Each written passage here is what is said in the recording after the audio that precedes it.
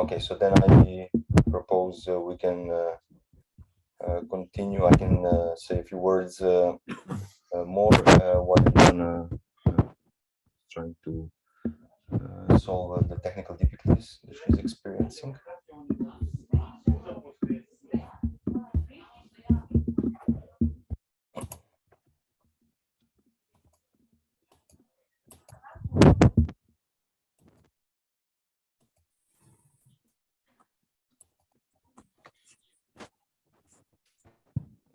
Okay.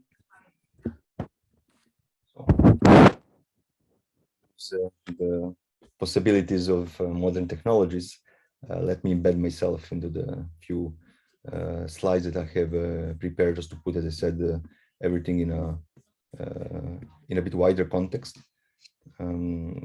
So, Michael, if you don't mind, I will say everything in Serbian, okay? Because I think it's interesting for the Serbian teachers and high school students to hear, okay? Thank you. Dakle, znači, ideja je da vam predstavim par informacija u vezi sa edukativnim programima u Srbiji. Kao što znate i kao što ste čuli od profesora Gorana Đorđevića, danas ćemo pričati i predstaviti program koji je specifičan i drugačiji od ostalih, zato što se nalazi negde na granici između domena nauke s jedne strane i umetnosti i kulture sa druge strane, ali to u principu nije jedini edukacioni program ove vrste ili slične vrste. I ono što verovatno većina vas zna, da su fundamentalna istraživanja u oblastima fizike elementarnih čestica, fizike visokih energija, astrofizike, kosmologije veoma aktivne oblasti istraživanja u mnogobrojnim međunarodnim istraživačkim centrima, uključujući i CERN, i njihov cilj je naravno da pokušaju da nam daju odgovore na neka od fundamentalnih pitanja o svetu oko nas, u čega je sastavljen svet oko nas, kako je nastao univerzum, evoluirao i tako dalje i tako dalje. Okay.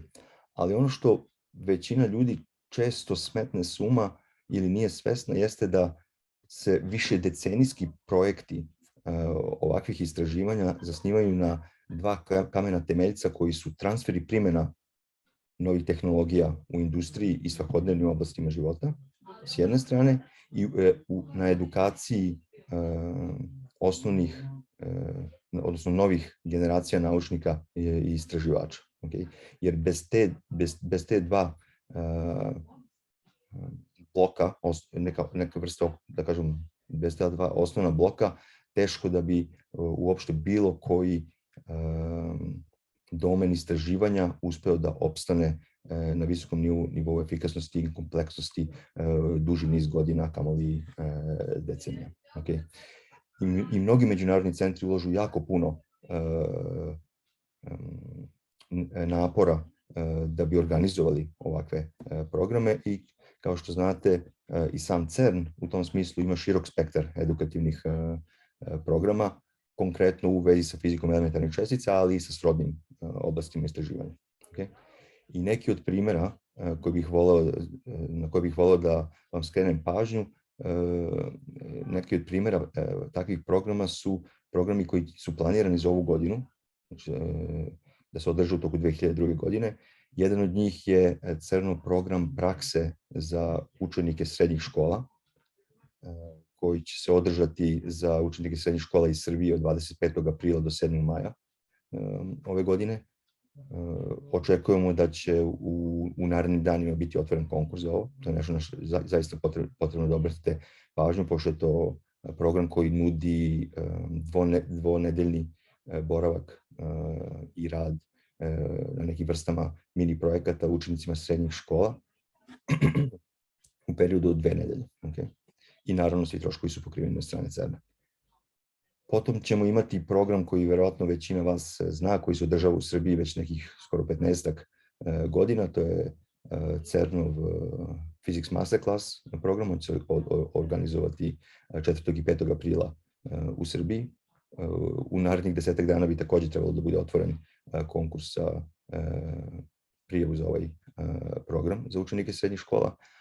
I program o kojem zapravo danas govorimo je treći program koji će biti organizovan, to je ovaj interdisciplinarni program na granici između nauke i umetnosti pod nazivom Cultural Collisions.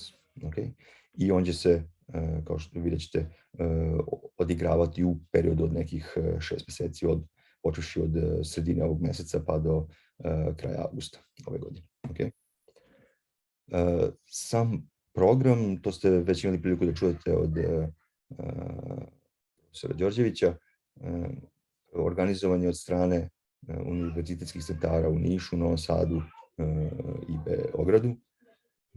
Osnovni elementi programa su praktično, kao što smo rekli, interdisciplinarnost, gde će biti cilj da učenici izaberu neku inspirativnu temu, naučnu, i pokušaju i uspeju da je predstave na neki nenaučni, umetnički način.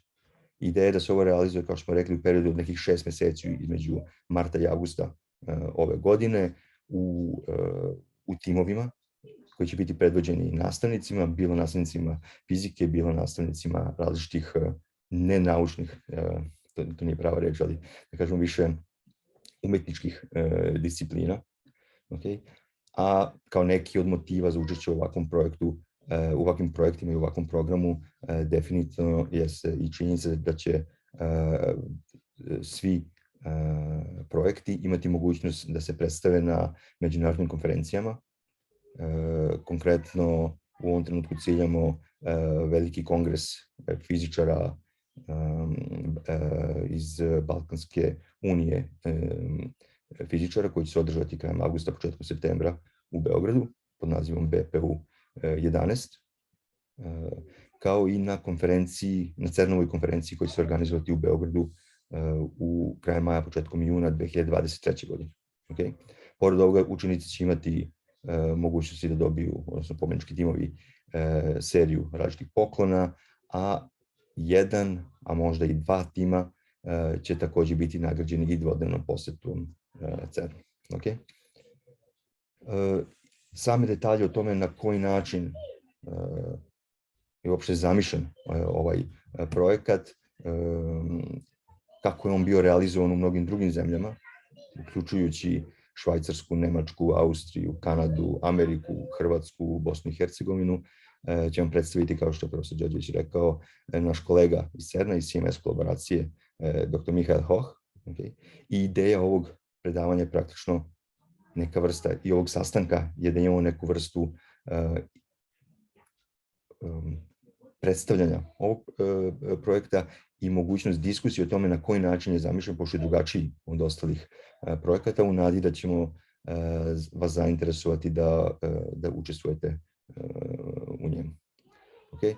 Toliko o tome. Goran Đorđević je već predstavio Mihaela na fin način i mislim da nakon par reči od strane Jovane možemo da pređemo na predavanje Mihaela Hocha u kome ćemo predstaviti ovaj program. Jovana, da li se sada čujemo? Mislim da Jovan ima problem sa mikrofonom. Pokušamo još jednom da zahtevamo unmute.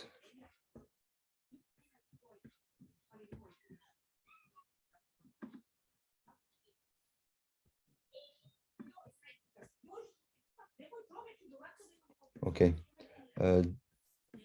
Deluje mi da Jovana još uvijek nije u mogućnosti da reši sve probleme. U tom slučaju mislim da možemo da... Izvinite, Jovana ima problem sa mikrofonom, malo pre sam se čula sa njom. Ja sam napisala ona u chatu, jedino smo se nadali da će možda uspjeti da reši. Problem je, ne može da se priključi zbog mikrofona. Nema problema, ako uspije da reši problem, imat ćemo priliku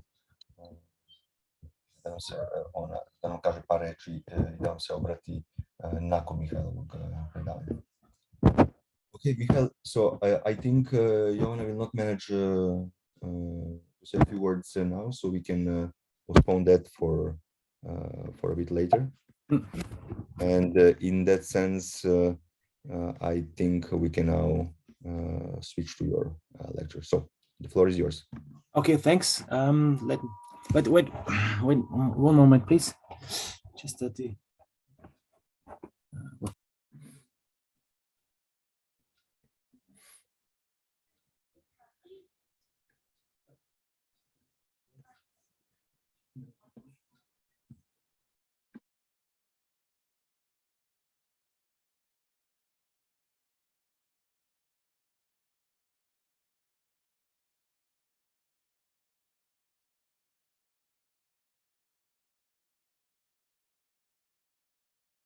Oh, sorry, technical problem on the door. So.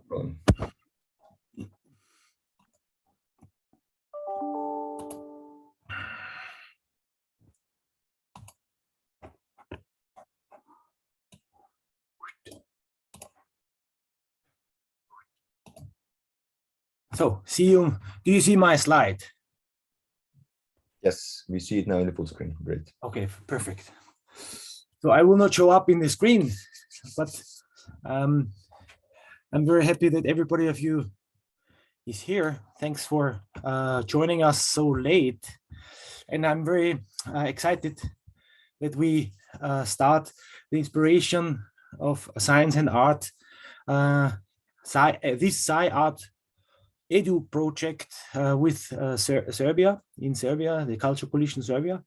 And I'd like to give you a little bit the overview on where does it come from, the scientific inspiration and the creative feedback and the work with students.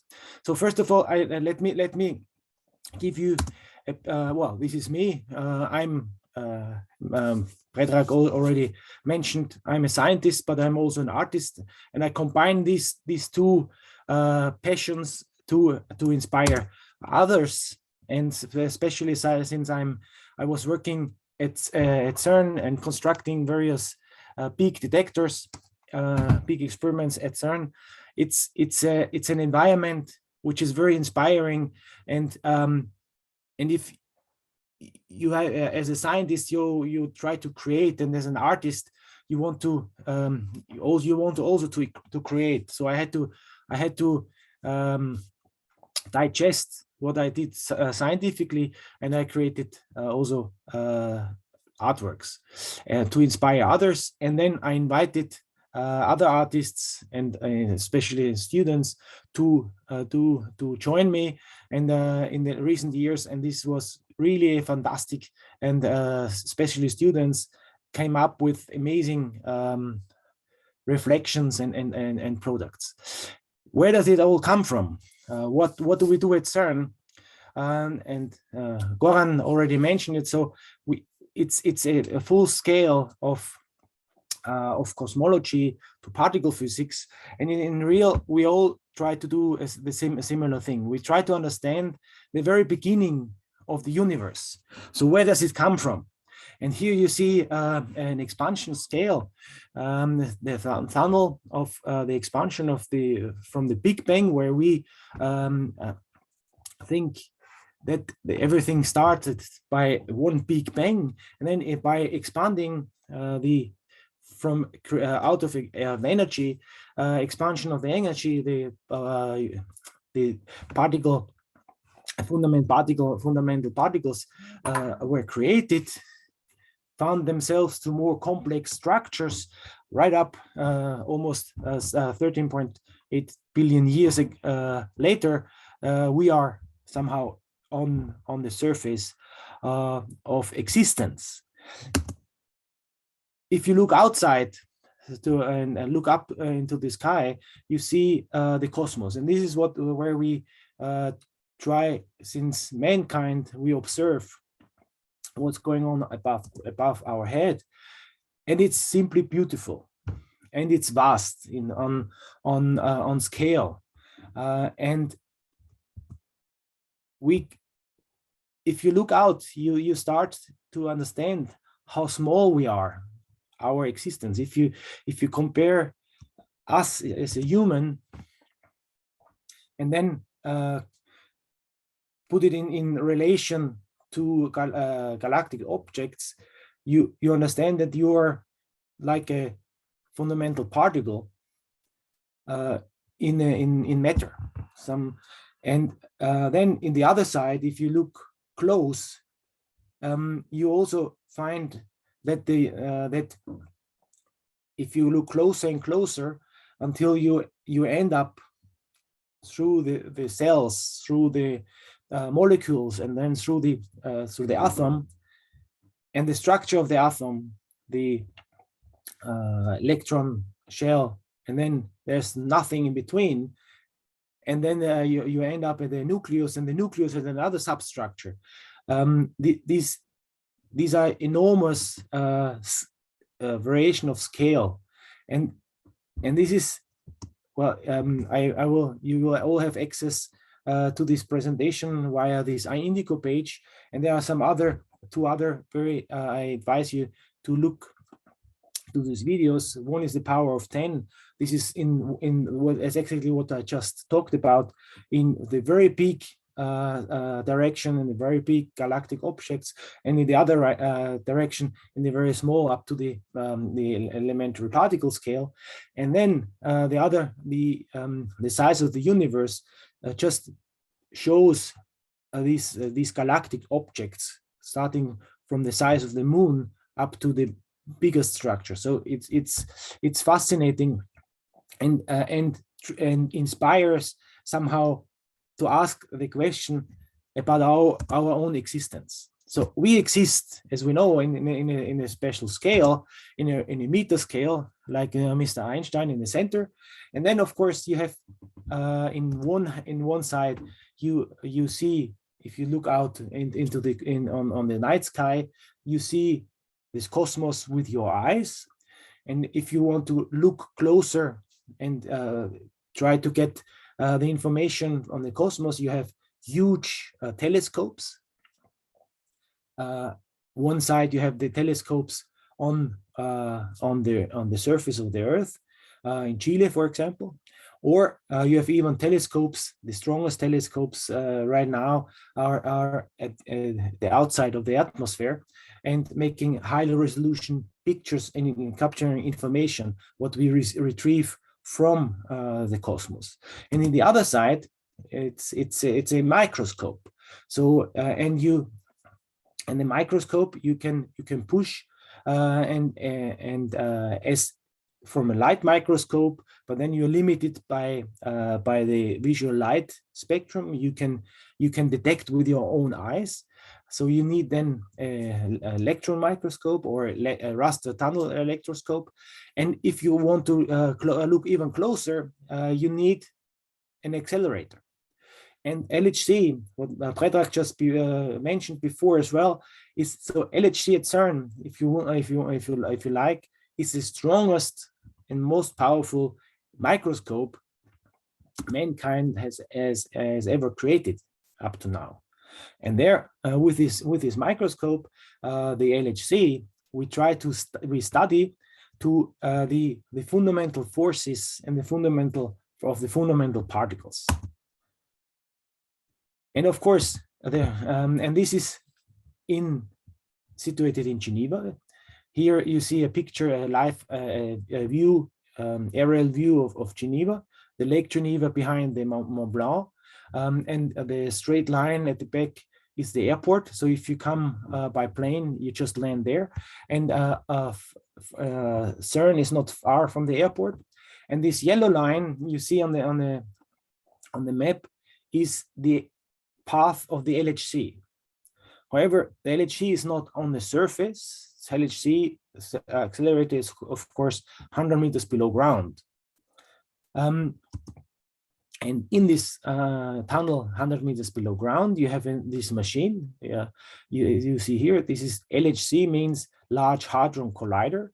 And the LHC accelerates circular, clockwise and anti-clockwise protons. Protons are particles from the family of hadrons. That's why LHC is called Large Hadron Collider. And in this collider, you have 4 cameras. installed, and where the beam collide, and then these cameras take snapshots of what is created in or shortly after the collision of this particle. And there you have cameras like CMS and Atlas. These are huge cameras. They are big, like a big house. Atlas more than 30 meter, and CMS 20 meter in diameter, 25 meter long. Alice is not much smaller because they have the magnet all around, and LHCP looks a little bit different because they do a different type of physics. They do more physics on the matter and antimatter search, and Alice is working for the quark-gluon plasma. So they are two specialists for their physics program, and Atlas and CMS have a large variety, and they are multi-purpose detectors. In Atlas and CMS 2012 they detected or proven the Higgs boson. So this was, of course, an enormous success for LHC and the experiments to prove the last particle of the standard model. This last proof that the standard model is made the standard model complete. And by the way, this is 10 years ago. So this year, 2022, is the anniversary year of the discovery of the Higgs boson. And there will be a lot of opportunities to know more about CERN. I just heard today in a meeting that CERN plans, of course, a big celebration. And so there are a lot of discussions and information going out. So I invite you also to follow also this, because this is definitely fascinating to understand. 10 years ago, it was discovered. Since 10 years, we still study the same thing, and we try to extend the whole thing, the whole exploration for new physics and beyond standard model. So CERN, what is CERN? CERN was founded almost 70 years ago, so 68 years by this year, by 12 European states. Currently, we have 23 member states, and Serbia joined a few years ago. Is now also full member of CERN. And so there are many different, it's not just the CERN member and the staff members. Mainly we have 13,000 users and 3,000 staff members. So the main population at CERN, if you like, are users, and these users means they are university staff from all over the world, and they come to CERN for tests, for meetings, or they stay here and take care of equipment. But they are still employed by the home institute at home. E is mc c square is a formula you may know. It's a pop art physics formula, if you like, from Albert Einstein, but this has for us it has a daily meaning. E is the energy, m is the mass, and c is the speed of light. So to understand what's going on, c is a constant. It doesn't add a lot, but m, that means not like the energy is proportional to the mass. And this is the daily life of a particle physicist, because you can create out of energy mass, and out of mass energy. And here, this is an event display of a fingerprint of one of the cameras. CMS is one of the big, large, high-resolution cameras, which makes 40 million pictures per second. And this is one of the pictures taken, and this is a Higgs boson. And this, what we do here is we have protons with a discrete mass. We put them into the LHC, we accelerate them, and then there's EMC square taking the lead. We inject a lot of energy in these protons, and then we collide them. And when we collide them, all the energy we put into the protons, they are then there to freeze out for a short moment much more massive particle than the proton itself, the original proton itself. And then this massive object decays in many other particles, and all these other particles we measure. And this is exactly this this, we call it event display, because if they collide, we call it event, and display is of course the image of the tracks, of the particles leaving the center of the collision point. This is another event display of the Alice experiment, of the Atlas experiment, also a Higgs boson. And these are event displays. They're beautiful event displays, as you can see already. For me, I'm also drawn by the aesthetic of these things. This is a pure representation of the particles in the detector. Here, these are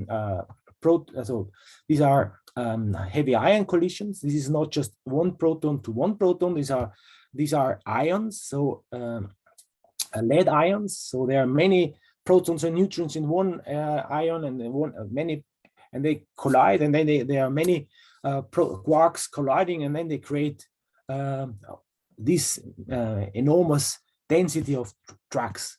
And I think this is a very nice representation, also a very aesthetic representation of just pure physics. There's nothing this is a pure representation and not an artistic interpretation. This is the Alice experiment, and you see also here very nice the colors and the geometry. It's for me working like this guy here in the center, climbing the detector, pulling plugs and cables and checking if everything is fine. This is the CMS experiment pictures I made. You may understand it is very inspiring to work in such an environment, not just for a scientist, because this scale is unbelievable. I mean, I hope you will be able to join us here at CERN and visit at least CERN, and then we can, I hope, hopefully show you also these instruments, because this is really the towers of Babel, for the modern towers of Babel. And these are some of my photos I created while I was installing the center of the detector. And here, this picture you may also know. This is a picture of Gauguin, and Gauguin, somehow here in the left-hand corner, there are three questions. Where do we come from? What are we? Where are we going? And these are the fundamental questions of the artists, but not just of the artists, also from the scientists. And here at CERN, we ask another question: what is the universe made of? So we as a scientists ask fundamental questions, and we try to find ways to give answers. And the artists do the same thing, just in a different way, in a different expression with different material. And here, I want to give you, make with you a little excursion to my artistic interpretation. And you can see here, this is a CMS detector, where I created different variations with silk screen prints, making analogy to the to be an icon of Andy Warhol. Andy Warhol in the 60s of the last century made many series of silk screen prints and created icons, pop art icons. And I thought CMS is so beautiful and aesthetic. This image is already an icon of our science topics. And then here there are other works with the same picture, where I ask the question of matter and antimatter. You may understand, as what I discussed before, that the E is gleich as mc square. So if you create out of energy mass, you create usually the same proportion of matter and antimatter. So but if at the very beginning of the Big Bang there was creating matter and antimatter in the same proportion, I'm out of matter, and I guess you are also out of matter. So where is the antimatter gone? So this is another interesting question, scientific question. This is LHCb is working on to understand antimatter a bit better. And there on another thing is I combine this with symmetry breaking, the different symmetry breaking in the circular symmetry, and in particle physics there's a lot of symmetry breaking aspects as well. Here another analogy to NI, because this is another, I make collages, and this collage somehow interleaved different detectors becomes from the circular symmetry to oval, like an eye. It's the eye of the human, of the scientist, and here having the flower as a symbol of nature in focus.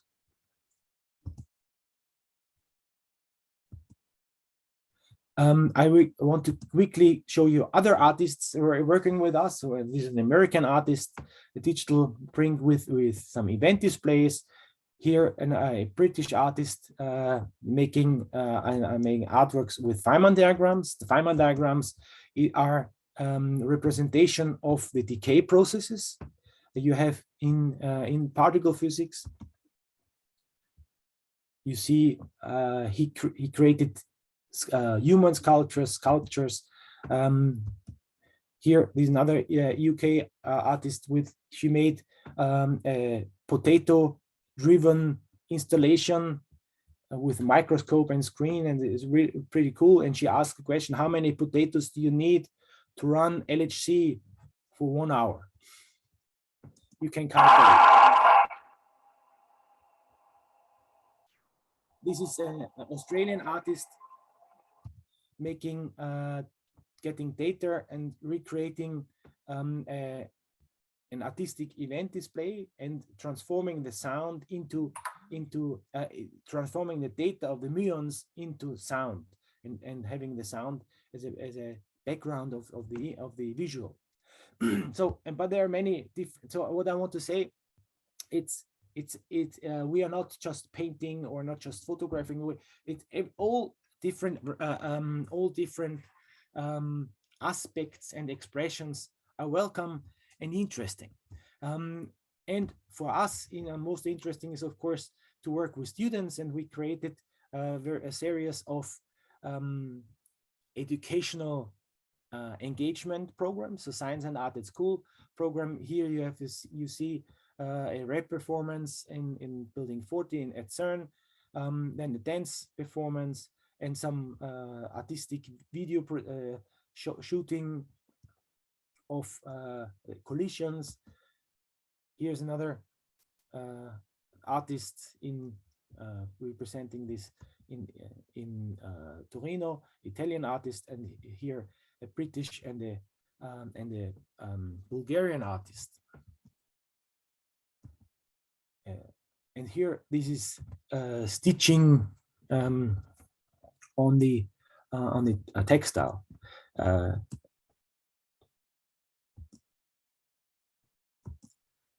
Even the video. And here, if you go then to my talk, and you can click here on these links. This is a rapper who works with us. He's a British underground rapper, and he created 9 different raps on particle physics. So, so lyrics, dance, all expressions are welcome. And here we also work not just with professional artists, but also with ongoing professional artists, because these are collaborations. Here you see with Central St. Martin's. This is an art university, a famous art university in London. And here the Applied Arts University in Vienna. So what is interesting on the whole thing, why combining art and science and engage school students, because it definitely triggers curiosity and fosters the interest. And one thing what is important for me is that everybody perceives science as a creative subject, because without creativity there's no science. You can reproduce as long as you want whatever, but you will never reach and create and reach new frontiers. So about 150, 130 years ago, if they kept on going, doing research and product development with candles and gaslight, we would sit still in the dark, more or less, and we would not have any electric light. So that means you have to, and this is the electric light, the light bulb is a result of fundamental science research. And this is something which is important to understand, that we have to engage and be curious and be courageous enough to test something new, to think outside the box and create link. And what we try to foster, to emphasize here, is we want to create links between different disciplines. So cultural collision format, this is what we're aiming to run with you here in Serbia. So it always has first three layers, three sections, if you like. The first is that we inspire you, we give lectures, we try to teach you, show you what can be done in the science, give some examples, some hints in the arts. We collaborate with art students, and we collaborate with art students, art teachers, and with science teachers. And then we the students then work on, choose a topic and work for several weeks and months on this topic, and then we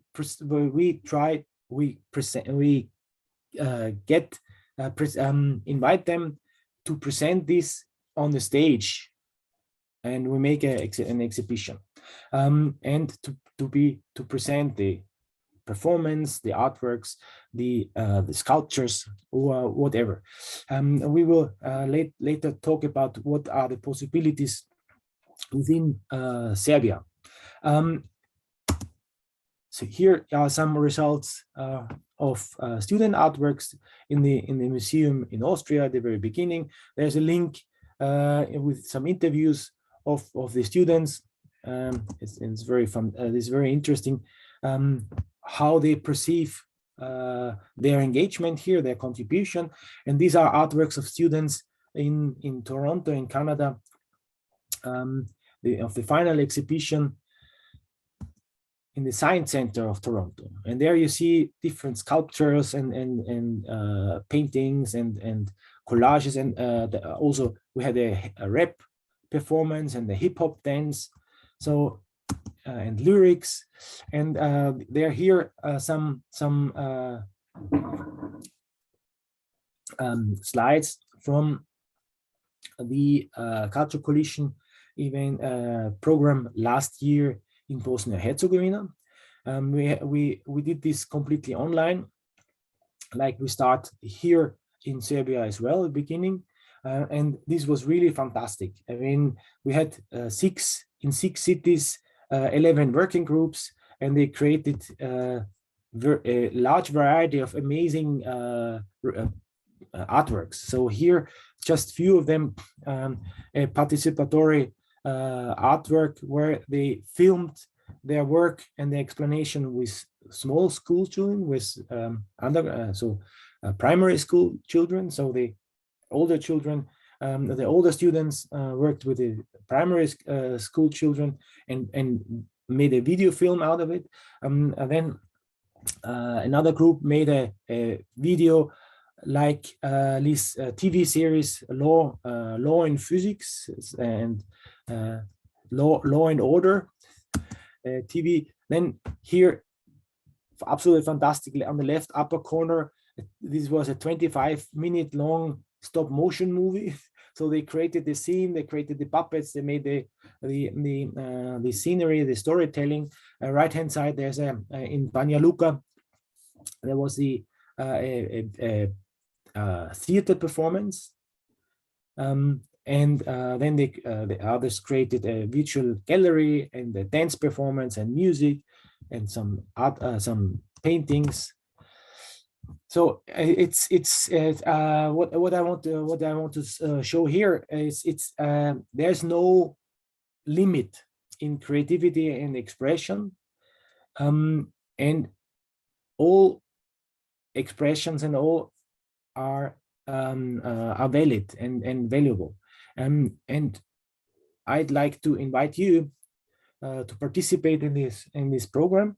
And also it's about networking and about creating a dialogue. So don't hesitate to get in touch with our local scientists, with our scientific community globally, because one thing is clear: we need you as a next generation to continue what we created. We look back what has been created the last 50 years. The next 50 years are for you. Thank you for your attention. If you have any questions, please ask them now. Thank you very much, Michael. For this. I think you're muted. I don't hear you. Or no, sorry. No, it is okay. I switched off my sorry. Yes, now I hear you. Yes. I just wanted to say thanks to this nice and inspiring talk. So I assume it would be good if we could hear now, before we continue with the questions and discussion on this program and how we would like to organize it in Serbia, to hear maybe a few words from Jovana that I think she managed to solve her technical problems. Jovana? Hello, and my apologies for technical difficulties. I will take this opportunity first to say thank you to Professor Michael Hoch. It was a great presentation, and I would like to say a few words about niche young mind section. We had previous projects, and the current one is this one with Professor Hoch. After this online presentation, we will have a virtual visit at the CMS that will take place in about 10 days to 2 weeks. And after that, art exhibitions of posters that were created in previous cultural collision program in Bosnia. After that, our next project will be few sessions at Balkan Union Physics Congress that will take place in Belgrade at the end of August. That is a unique opportunity for hundreds of researchers and students to gather to present their work, their scientific results, to discuss the status of physics in region, to consider perspectives for some future activities, for future collaborations between the sections. Also an excellent platform to present EPS Young Minds program to increase visibility, number of sections, students in this part of Europe. So that's for me. Thank you. Thank you, Jovana. So maybe now it's time for questions, Pedro. Yeah? Yes, I think so. Thanks to Jovana. Okay.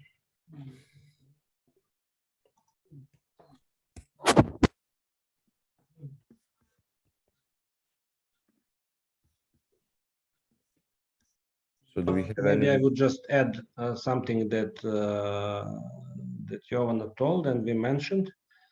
So all outcomes, results of the program, some paints, or I'm missing the word. So all this, but pupils and teachers and students can make it. We will make together with our colleagues from Belgrade. We can make a presentation, an exhibition in Belgrade. Also, we will have some posters, artistic posters that will be presented at the Congress, and also it will be presented in Niš, Belgrade and Novi Sad independently. We will inform you about this possibility. And also for teachers, beside this cultural collisions program in Serbia, there will be a session for presentations of the results of physicists in physics education, history, philosophy of physics. I can still not confirm, but likely we will have a special program in geophysics, which will be some kind of the training program for the teachers. And finally, we expect to have a talk from the Nobel Committee for the head of the chair in the Nobel Committee for History and Philosophy of Physics about a Nobel Prize in Physics with several presentations of great physicists. And also I expect there will be a part of the talk will be devoted to Nikola Tesla, who didn't get the Nobel Prize, but he was. There is an interesting story about Tesla and a Nobel Committee in Stockholm. So I think that's pretty comprehensive information about this part of the program, which will take part for 1 week in Belgrade, the last week of August and the first 2 days of September. And about activities in the particular city, I think, Michael, we will use your Indico page you created, and also the page of the Young Minds in Niš. And some special information will be also on the BPU11 web page that I put in the chat. So maybe I guess that we have your emails, and we will find a way to create a mailing list for communication with you. So I think that's all from my side.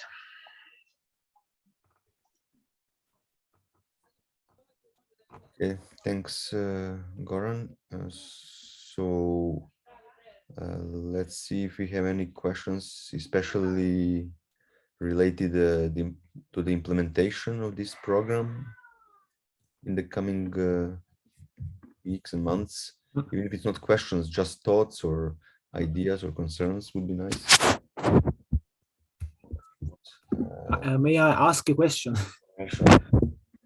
I would like to because today we have this meeting at 7 o'clock in the evening.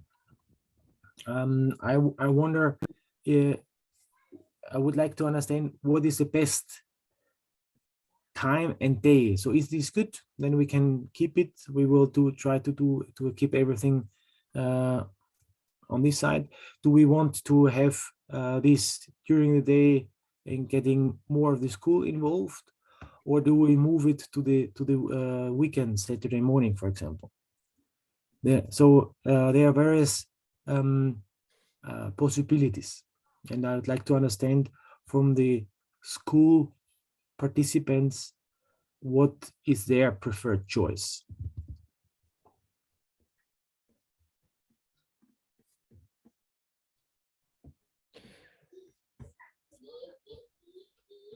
Maybe I can just add information to clarify the things. So the idea of the program would be that now teachers try to identify interested students and create the teams of the students. And when I say teachers, it means not just the science teachers. It means across the disciplines, yeah, especially involving some artists, or maybe teachers from the non-science kind of disciplines, right?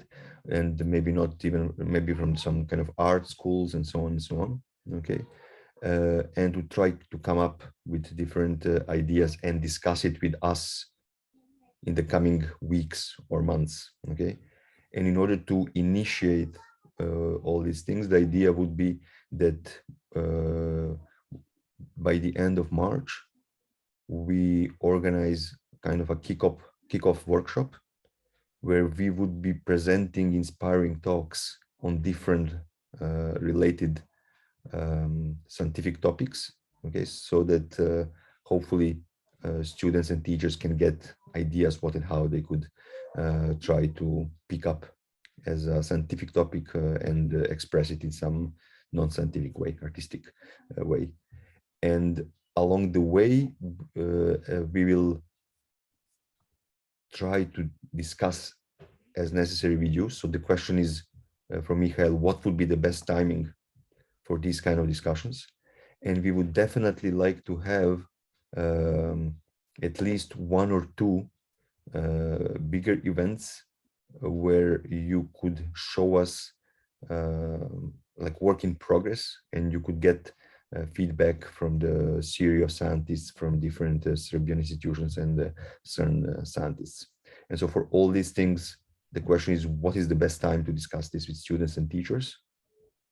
Likely the working hours during the working days are difficult. So the question is it evening hours that are better? Or would maybe teachers or students prefer more weekend days? So any thought on this or feedback would be very useful.